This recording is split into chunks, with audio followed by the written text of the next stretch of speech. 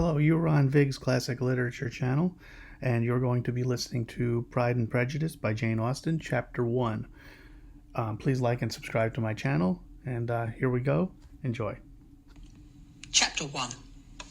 It is a truth universally acknowledged that a single man in possession of a good fortune must be in want of a wife.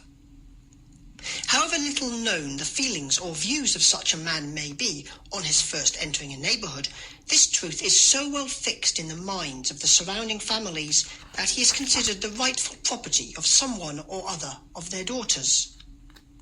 "My dear Mr. Bennet," said his lady to him one day, "have you heard that Netherfield Park is let at last?" Mr. Bennet replied that he had not. "But it is," returned she, "for Mrs. Long has just been here, and she told me all about it." Mr. Bennet made no answer. "Do you not want to know who has taken it?" cried his wife impatiently. "You want to tell me, and I have no objection to hearing it." This was invitation enough. "Why, my dear, you must know. Mrs. Long says that Netherfield is taken by a young man of large fortune from the north of England. That he came down on Monday in a chaise and four to see the place, and was so much delighted with it that he agreed with Mr. Morris immediately that he is to take possession before Michaelmas, and some of his servants are to be in the house by the end of the week." "What is his name?"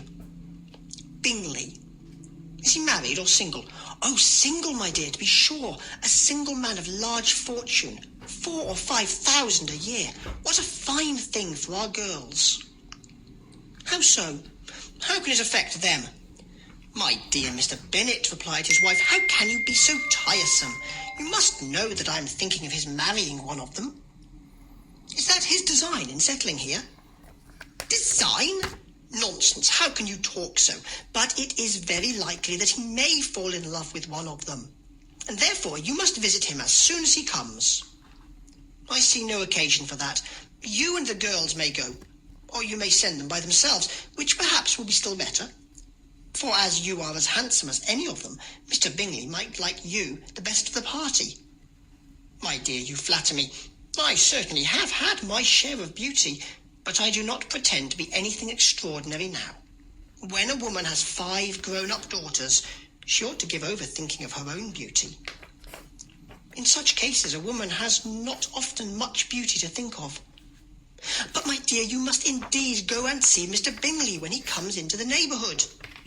It is more than I engage for, I assure you. But consider your daughters. Only think what an establishment it would be for one of them. Sir William and Lady Lucas are determined to go, merely on that account, for in general, you know, they visit no newcomers. Indeed, you must go, for it will be impossible for us to visit him if you do not. You are over-scrupulous, surely. I dare say Mr. Bingley will be very glad to see you, and I will send him a few lines by you to assure him of my hearty consent to his marrying whichever he chooses of the girls, though I must throw in a good word for my little Lizzie. I desire you will do no such thing. Lizzie is not a bit better than the others. I'm sure she is not half so handsome as Jane, nor half so good-humoured as Lydia, but you are always giving her the preference." "They have none of them much to recommend them," replied he. "They are all silly and ignorant like other girls, but Lizzie has something more of quickness than her sisters." "Mr. Bennet, how can you abuse your own children in such a way? You take delight in vexing me. You have no compassion for my poor nerves." "You mistake me, my dear. I have a high respect for your nerves. They are my old friends. I've heard you mention them with consideration these last 20 years at least. Ah, you do not know what I suffer. But I hope you will get over it, and live to see many young men of 4,000 a year come into the neighbourhood. It will be no use to us if 20 such should come, since you will not visit them. Depend upon it, my dear, that when there are 20, I will visit them all." Mr. Bennet was so odd a mixture of quick parts, sarcastic humour, reserve, and caprice, that the experience of 23 years had been insufficient to make his wife understand his character. Her mind was less difficult to develop. She was a woman of mean understanding, little information, and uncertain temper.